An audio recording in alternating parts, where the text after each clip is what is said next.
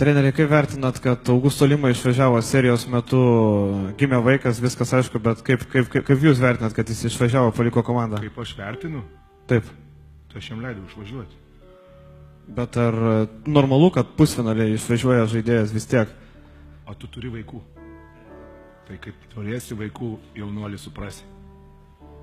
Nes čia yra maksimumas, ką žmogus gali patirti. Vau, geras klausimas tikrai. Tu galvoji, krepšinis yra svarbiausia gyvenime. Pusfinalis? O kam jisai yra svarbus? Kuriai? Tu matei kiek žiūrovų?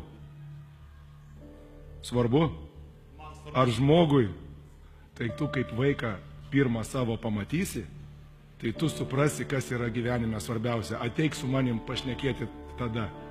Nes nieko negali būti didingesnio pasaulyje kaip vaiko gimimas. Patikėk manim. Nei titulai, nei niekas. Augusto Lima yra dabar padangėse ant emocijų. Aš labai džiaugiuosi už jį.